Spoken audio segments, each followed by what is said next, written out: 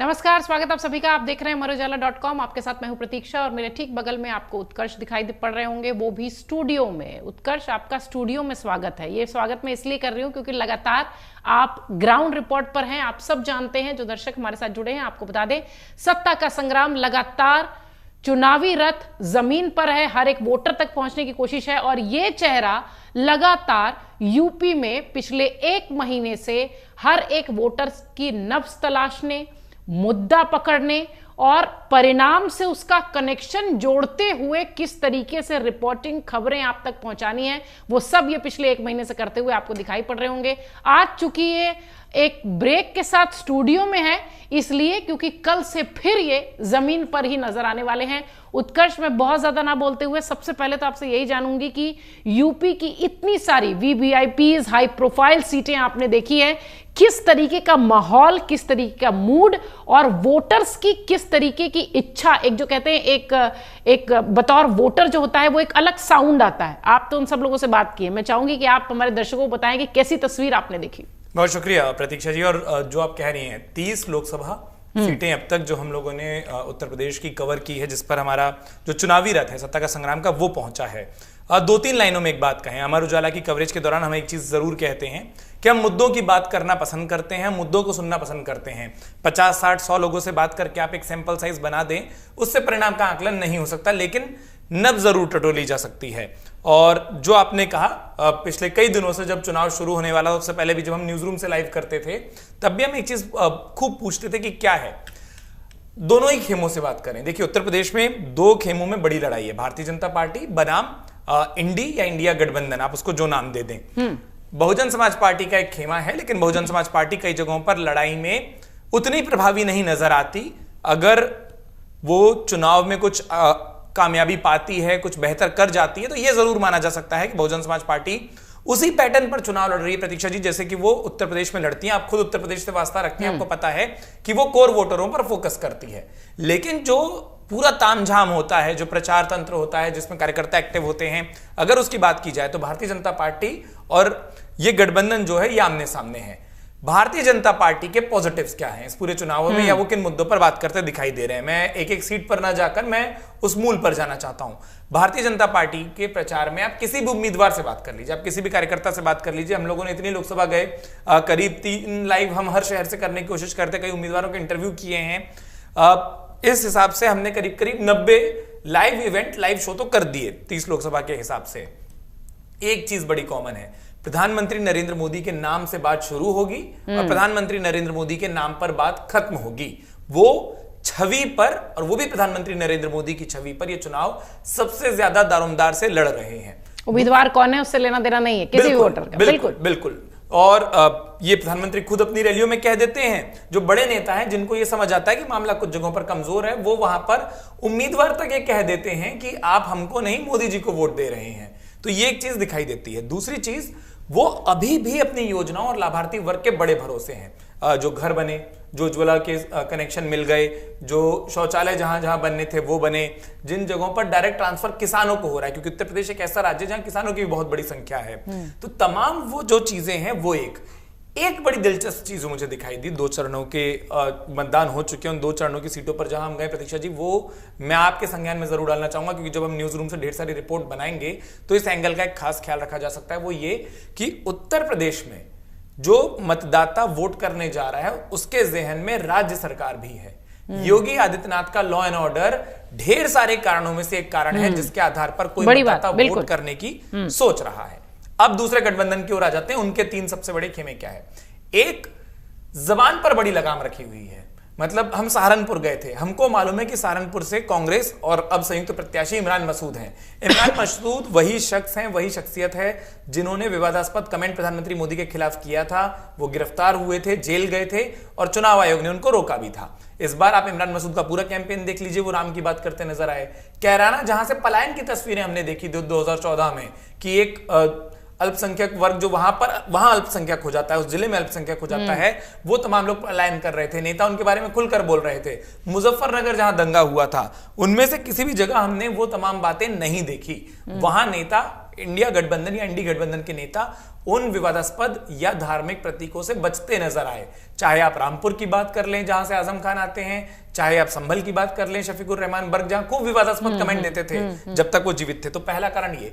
दूसरा, गठबंधन इस बार एक चीज है, पिछले 2 गठबंधनों को, और आपने भी कई सारी स्टोरियां की होंगी जब उत्तर प्रदेश में चुनाव हुए थे इससे पहले, चाहे सपा बसपा का गठबंधन हो, चाहे सपा कांग्रेस का या सपा अन्य दलों का गठबंधन हो, हमने हमेशा देखा गठबंधन खत्म होने के बाद यही बड़े नेता प्रेस कॉन्फ्रेंस करते हैं और कहते हैं हम दिल्ली में, हम लखनऊ में तो एक थे, जमीन पर हमारे कार्यकर्ता एक नहीं थे। इस बार वो थोड़ा सा एका दिखाई देता दिख रहा है। ये एक कह लीजिए कि INDIA गठबंधन के लिए एक राहत जैसी खबर है। बिल्कुल कि दोनों खेमे के कार्यकर्ता एक हैं। वो जो पिछली बार 2 लड़के साथ हैं, इस बार कार्यकर्ता भी साथ दिख रहे हैं लड़कों के अलावा। ठीक। और एक जो तीसरी महत्वपूर्ण बात है जिसके बाद मैं इस सवाल का जवाब दे दूं, वो ये कि जो इनके पक्ष में पॉजिटिव है वो ये है कि आप इनसे कोई भी सवाल पूछिए, और जब आप हम लाइव डिबेट करते हैं, जब 5 बजे हम, और वो एक समय है कि हमारे जो तमाम दर्शक आगे भी देखेंगे, 5 बजे जब राजनीतिक चर्चा होती है, आप राम मंदिर का जिक्र ले आइए, आप धारा 370 का जिक्र ले आइए, आप जम्मू कश्मीर की बात कर लीजिए, आप पाकिस्तान की बात कर लीजिए, ये घूमकर इस बार अपने एजेंडे पर बड़े स्टिक हैं, ये बेरोजगारी पर, ये 80 करोड़ लोगों को राशन क्यों दिया जा रहा है का सवाल उठाते हैं, जिसको भारतीय जनता पार्टी सबसे बड़ा प्रचार बताती है। ये बोलते हैं कि 80 करोड़ गरीब है, तो ये कोशिश कर रहे हैं कि महंगाई, बेरोजगारी और पेपर लीक। और पश्चिमी उत्तर प्रदेश में प्रतीक्षा जी कई बच्चे ऐसे हैं जो पुलिस की या सेना की तैयारी करते हैं, उनके लिए पेपर लीक एक बहुत बड़ा मुद्दा था। 3-3 सालों की मेहनत खराब हुई है। अब उस मुद्दे पर कितना वोट हो पाया ये 4 जून को साफ हो पाएगा, लेकिन जो मुद्दे हैं वो मैंने आपको बिल्कुल जिस तरीके से उत्कर्ष लगातार ये बात कह रहे हैं कि INDIA गठबंधन इस बार सिर्फ पार्टी के नेता एसी रूम में ही नहीं, कार्यकर्ता भी जमीन पर जुड़े हुए दिख रहे हैं। ये एक खेमे के लिए राहत की खबर है तो दूसरे खेमे के लिए थोड़ा चिंता का सबब भी है। जिस तरीके से उत्कर्ष पेपर लीक का मुद्दा आपने बताया या महिला सुरक्षा अपराध का मुद्दा बताया, मैं ये समझना चाहूंगी कि जो महिला वोटर्स हैं और जो वो युवा वोटर्स हैं, देखिए एक जो 50+ के ऊपर के एज ग्रुप होता है वो पार्टी से जुड़ा रहता है, उसकी नीतियों से जुड़ा रहता है, बट ये जो युवा हैं, महिलाएं हैं, एक तरीके से कह लीजिए कि शायद भारतीय वोटर्स को ये कहना ठीक नहीं है, लेकिन एक तरीके से ये लाभार्थी होते हैं। हाँ, ये जो पार्टी इन्हें लाभार्थ, इनको जहां जिस पार्टी के साथ नजर आता है ये उसके साथ चले जाते हैं। अब मैं चाहूंगी कि ये पेपर लीक के मुद्दे, बेरोजगारी के मुद्दे, ये युवाओं में आपने कैसे देखा और उनकी क्या प्रतिक्रिया रही? दोनों ही खास दल जो NDA का गठबंधन कह लीजिए, बीजेपी कह लीजिए या फिर इंडी गठबंधन कह लीजिए। देखिए बहुत सही आपने बात कही, मतलब ठीक है कई लोग उसको अन्यथा या अलग तरीके से ले सकते हैं। आप लाभार्थी कहिए अंग्रेजी में, या हम लोग जब चुनाव कवर करते हैं तो एक टेक्निकल टर्म आ जाता है कि स्विंग वोटर होते हैं। स्विंग वोटर, ये इधर से उधर होते हैं, मुद्दों के हिसाब से इधर उधर होते हैं। देखिए युवा पेपर लीक की, रोजगार की बात बखूबी करते नजर आए, और मुझे याद है कि हमने वो तस्वीरें अलग से भी चलाई थी कि एक लड़की थी हमसे पेपर लीक की बात करते करते हमारे कैमरे पर रो पड़ी थी। 3 साल से वो तैयारी कर रही थी और वो तस्वीरें हमने देखी। हमने वो बच्चे देखे जो मतलब अपने आखिरी एज अटेम्प्ट को दे रहे थे और पेपर लीक होने के कारण अब उनको ये समझ नहीं आया कि वो कौन सी सरकारी परीक्षा दे सकते हैं। तो वो चिंतित तो हैं, लेकिन क्या जो बड़ा सवाल हो जाता है, जो कई युवा उनमें से कहते हैं कि देखिए वाजिब मुद्दे हैं, मुद्दों की बात कर रहे हैं। अब इसमें सवाल एक है, क्या दूसरा खेमा जो है जो इन मुद्दों को उठा रहा है, क्या वो ये एश्योरेंस से भरोसा दे पा रहा है कि जब वो सत्ता में आएंगे तो बिना लीक का कोई पेपर हो पाएगा? मतलब कई बार ये होता है ना कि आपने गलती की लेकिन सुधार भी आप ही कर सकते हैं, तो जिससे नाराजगी है कई बार ये दिख रहा है कि वोट भी शायद वहीं जा रहा हो। इसके उलट जो आप महिला वर्ग की बात कर रही हैं, महिला वर्ग में एक चीज बड़ी इंटरेस्टिंग दिखाई दी प्रतीक्षा जी, वो ये कि तमाम जातीय और धार्मिक समीकरणों को, और मैं बहुत स्पष्टता से उस धार्मिक पहचान को नहीं उजागर करना चाहता, लेकिन हमारे कैमरे पर उन तमाम आवरणों से आप उनको पहचान सकते हैं अगर आप वो पलट के वो लाइव देखेंगे। पश्चिमी उत्तर प्रदेश में कई महिलाओं ने, कई लड़कियों ने इस बात को कहा कि जब महिला के खिलाफ कोई व्यक्ति अपराध करता है तो वो धर्म को नहीं, वो जिस्म को देखता है, और इस तरीके के वाक्य कहे गए। और जब उस पर रोक लगती है तो वो ये कहते हैं कि हमारे लिए एक प्रिंसिपल सेट हुआ है, हमको बाहर निकलना था, क्योंकि हम तमाम अवसरों का लाभ तब ले पाएंगे, हम अपने बच्चे को तब पाल पाएंगे, हम अपनी नौकरी तब कर पाएंगे, हम अपने बच्चों को स्कूल तब छोड़ पाएंगे, हम खेत में अपने पति की मदद तब कर पाएंगे जब हम उन समय पर सुबह या शाम के वक्त पर गलियों पर, सड़कों पर, नहरों के किनारे या खेत में जा सकते हैं। तो लॉ एंड ऑर्डर और पेपर लीक ये दोनों ऐसे मुद्दे थे जिसमें लोग काफी इमोशनल थे, भावनात्मक थे। लेकिन मैं हमेशा एक बात कहता हूं, तमाम रिपोर्टिंग को करने के बाद और कई सारे चुनावों को कवर करने के बाद, लोग मुद्दों की बात बखूबी करते हैं प्रतीक्षा जी, लेकिन जब वोट देने का समय आता है और वो जब वो मशीन पर नाम और चिन्ह देखते हैं ना, तो मामला कई बार समीकरण, बिरादरी ये प्रभावी हो जाता है, जाति और ध्रुवीकरण वाले मामले पर चला जाता है। कई सारी एनालिसिस ये भी होती दिखाई पड़ रही थी, जो मैं बीच में भी, जब आप जानते हैं सत्ता के संग्राम से जुड़े 3 बड़े कार्यक्रम तो हम दिन भर में चलाते ही हैं, उस कार्यक्रम में कई जगह मैंने देखा ये ध्रुवीकरण शब्द, खासतौर से 5 बजे के कार्यक्रम में जब राजनेताओं से भिड़ंत होती है तो वो ध्रुवीकरण वाला जो एंगल था वो बहुत आया, जाति का एंगल बहुत आया। वो वोटर जो जनसभाओं में जुड़ते हैं, मतलब वो लोग जो जनसभाओं में जुड़ते हैं, वो वोट में तब्दील होंगे या नहीं ये तो 4 जून को पता चलेगा, लेकिन जो चर्चा होती है आमतौर पर उन चर्चाओं से बहुत सारी चीजें निकल कर आ जाती हैं, छन कर आ जाती हैं। मैं चाहूंगी ये ध्रुवीकरण और जातीय समीकरण वाला जो मामला है, ये उत्तर प्रदेश की सियासत में इस बार के चुनाव में कितना हावी आप देखते हैं? हालांकि जाति से तो अलग कर ही नहीं सकते यूपी बिहार के चुनाव को, बट फिर भी मैं चाहूंगी आपने क्या देखा? देखिए, जातीय समीकरणों की बात करें तो हमको इंडिया या इंडी गठबंधन या INDIA गठबंधन जो है वो जातीय समीकरणों पर जोर देता ज्यादा दिखाई देता है। मैं एक उदाहरण देना चाहता हूं मेरठ का। मेरठ में 4 दिनों में समाजवादी पार्टी ने अपने 3 प्रत्याशी बदले। अतुल प्रधान आए, बाद में योगेश वर्मा की पत्नी शीतल वर्मा को वहां से टिकट मिला, और उससे पहले एक उम्मीदवार थे, मैं भी उनका नाम भूल रहा हूं। हर बार ये तर्क दिया गया कि जब पहली बार वो आए तो वो एक विधानसभा के वर्ग को अपने तरफ कर सकते थे। फिर अतुल प्रधान आए, कहा गया कि मेरठ में 5 विधानसभाएं आती हैं, वो 2 विधानसभा के जो डोमिनेटिंग कास्ट है वो उसके बीच में से आते हैं। फिर योगेश वर्मा की पत्नी को टिकट यह कहकर दिया गया कि योगेश वर्मा को वो जाति समीकरण साधने आते हैं।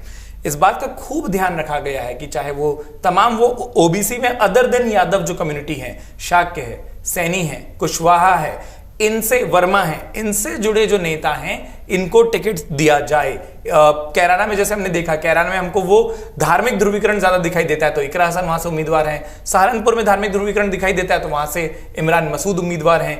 तो इस तरीके के समीकरण का ज्यादा ध्यान इंडिया या INDIA जो भी आप नाम ले लें उस गठबंधन ने रखा। जहां तक धर्म की बात है, आपने खुद वो स्पेशल शो किया था खबरों के खिलाड़ी, जो पिछले हफ्ते हमारा शो होता है, और उसमें आपने सवाल पूछा भी था, मुझे याद है। हम लोग भी उसको खूब देखते हैं क्योंकि हम लोगों की भी वो आदत में लगा है। आपने पूछा था कि क्या ये चुनाव मुद्दा विहीन है, और ये मैं बात इसलिए कर रहा हूं क्योंकि मैं जिन जगहों पर होकर आया और आज जो हम चर्चा कर रहे हैं ये उन 2 चरणों की कर रहे हैं जिनमें हमको धार्मिक मुद्दे कम दिखाई दिए थे।